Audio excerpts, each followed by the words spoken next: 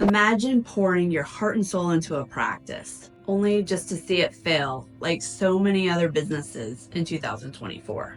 The long hours, the financial strain, the sleepless nights, all for nothing. But with the right strategies, you can protect what you've worked so hard for and make 2025 your breakthrough year. Today, I'm going to reveal the 3 biggest reasons private practices fail, and more importantly, how you can avoid them and thrive instead.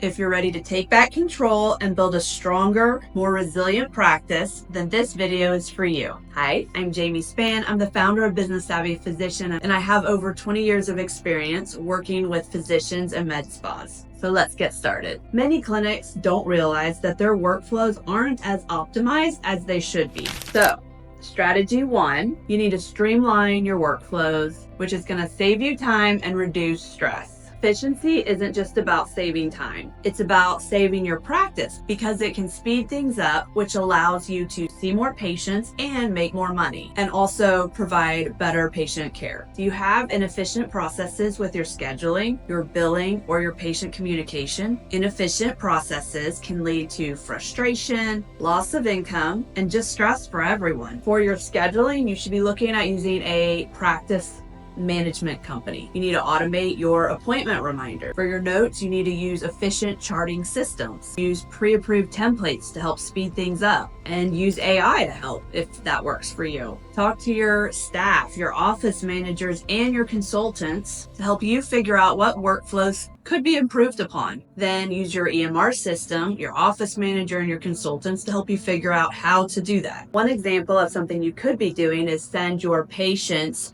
the paperwork before they come into your office, especially your new patients, which will save them a lot of time sitting in your office waiting to go back and filling out paperwork. Another thing you could be doing is emailing and texting your patients about their upcoming appointments. This is going to help prevent no-shows and cancellations. And it's also going to save you from having a big gap in your day from people not showing up, where you could have put another patient. Another helpful tip, try mapping out your workflows on a piece of paper.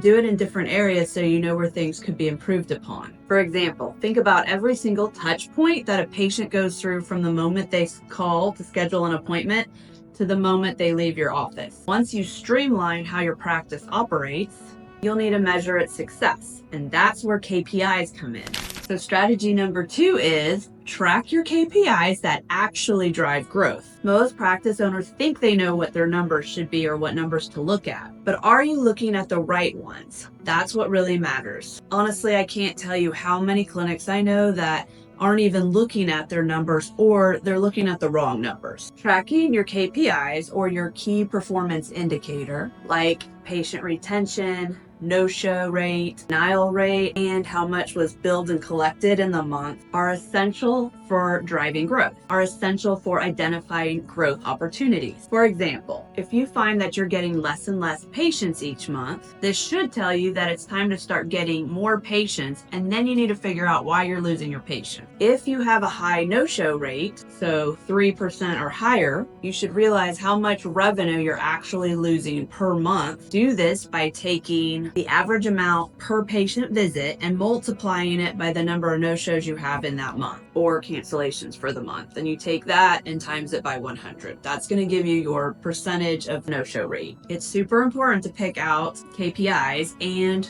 look at them monthly. If you need help figuring out which KPIs to track and how to do it in an easy way, schedule a call with us. The link's in the description. We can definitely help you do this. Now, remember, tracking your KPIs is super important, and it's going to help you figure out what's working and what's not. Now, let's figure out how to expand what you're offering and attract more patients. So that leads me to strategy number 3, expand your services to diversify your income. So what if the secret to thriving wasn't just seeing more patients, but offering them more services and procedures instead? Think about it like this. You're working smarter, not harder. Think about what services you are referring out. Explore the benefits of adding these services within your practice. By doing this, you're going to prevent patients from having to go to multiple places for different things, which makes patients happy because it's one less appointment that they have to make. Some examples of this could be a dermatology clinic that decides to add cosmetic procedures, This is going to add a boost in revenue and also create patient retention. Another example is one of my primary care clinics. They started offering sleep studies, ultrasounds, and lab work within the clinic. This increased their revenue drastically. Thank you all so much for watching. If you're serious about making 2025 your most successful year yet, then let's start by taking some action. Start by streamlining your workflows, tracking the right KPIs, and exploring new services to offer your patient. If you're struggling with any of these strategies, click the link in the description below and schedule a one-on-one call with me. If you're ready to take the next step, then you can click on the next video